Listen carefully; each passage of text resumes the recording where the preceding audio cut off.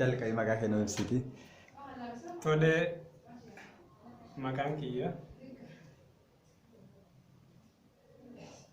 L.E. Jaamaa. Gara kanatti dhaafeeru keessaniif galatooma. Atillee galatooma. Mudannoodhaan ammoo lafa tanatti qabu gaafaan dura seene akkuma booranni gamas kan keenya kan gamanaallee kan keenya jiittuu tanaaf bakka seenaa sololoo irratti wal geenya. Akkuma jaame yeroo boorana gamaatti gamanatti as ceenu haalli isaan fayyadamu haaluma biyyattii keessiiraniiti waan ta'eef jechoonni tokko tokko aareen attaa ture. Ingiliffaan Itoophiyaadhaa arri qaba. Hin qabu. So jalqaba jecha tokko kan fattane aboo tuulittaa fidi yaade. Tuulittaa. Tuulittaa kun maal? Yoo fayyaamma kumaafin ta'a. Elaan tuulitir jechuudha. Tuulitir? An tuulitiritti hin beekame. Lafatana tuulittaa jaa warri asii jechuudha. Tuulittaa naaf jechaaree ture. Ayyee. Eeganaa hoggaan baruu hoggaa barreeffamaan agaruu tuulitirii jenni. Okay. So kana afaan namtachaa ture. Ayyee. Wanni biraa ammaas namni asii wal fakkaata. Qaamaanis gurguddaadha. Kan momoyyaalee garteetu Naayiroobitti illee isa dhufa. Uummanni lafa jedhamu jechuudha. Yeroo takka takka weessin jaanii. Hoggaa isaan jaanii. Ree waamu. Akka nama nuti ree yaamnu si jennee waamnu. Si jennee nuti ree yaamnaa isaan hoggaa nama dubbisuu fedhan.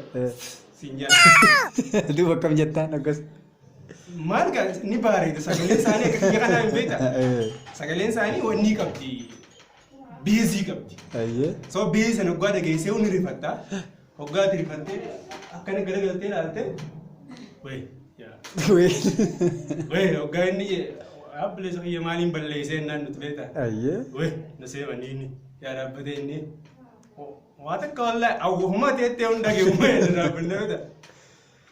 Nuti biyya keenyatti hoggaa karaa deeman meeshaa fattashan. Biyya tana namni meeshaa laalu nama fattashan. Sakattaa. Maal sakattaa? Qabamte. Ayyee.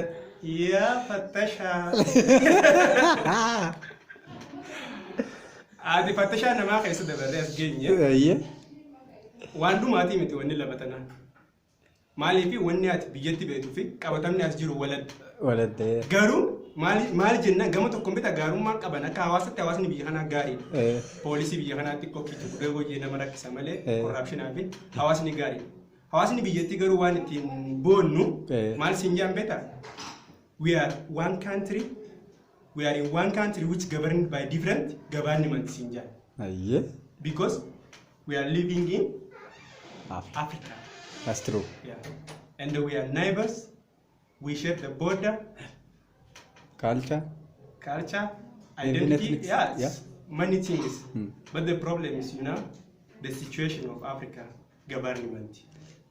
So, kanafu yero tokko Ethiopia marra Kenya gaafa seen wahuma biyyaa baadhi nu fakkaachaa ture. Amma waan san haalli godhe ni jira. Haala san irra dhaabbatee ati rakkoon nama mudatan. Bash. Keessattuu biyya tanatti beektan nama qofa birraan eegani. Gidaarri manaallee firraa eegamu.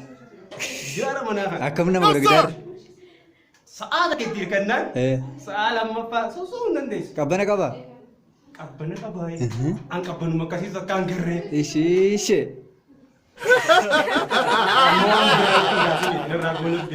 Wallaahi takka si gaafadda. Ayyee. Mee poolisni waan si godhe keessaa waan takka waan lafa nuyi waan poolisa gam baastee maallaqa maal siin jee dura? Poolisni guyyaa dura na qaban ni yaadadha lafa tanatti. Anaa fi hiriyaa kiyya tokko waliin qabamne. CID namni nu qabe. CID akkuma beekamu uffata seeraa hin qabanii uffata noormaalii hawaasaa qabanii gaafa dura nu qabanii waraqaa eenyummaa nu gaafatan. Nuti illee barattoota manatti irraa kanneen sobuuf yaallee garuu hin dandeenye afaanis waan hin beekneef amma maallaqa poolisii kana jechuudha geetiin shilingii 500 takkaan keessaa qaba. Suuta baafadhee ambiireenya beektaa akkanatti beekna. Dhoksatti kannanii. Dhoksatti beekna beekta. Dhageetumaan boos jeenii akkana jee beekta. Dhaab chumatti naan jee. Ayyee. Maali jennaan wanni kana kan jirtu naan jee. Laaluun qaba waan fudhu. Yoo fudhan akka qaba. Ammas kenna. Ol baasi dilakkaa bilakkaa. Yoo sanii ta'e Tana kisha gade barsa. Duba kami tahu mata kisha nggak benar bilbiladum. Amal laka sipi tani bilbiladum. Family as kaya sangkam nu. Hawas mo kaya sangkam nu mabaka ijeti level beta ni yojra te bilbiladum na. Income nu yanne mormine bodarra garu dubbin dirkamata.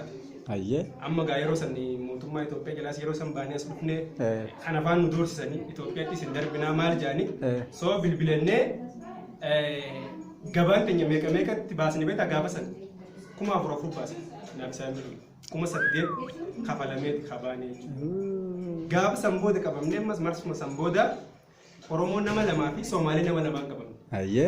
Gabaan Soomaalee 2,200 turte gabaan Oromoo 2,200 turte ta Soomaalee 4,000. Magaalaa.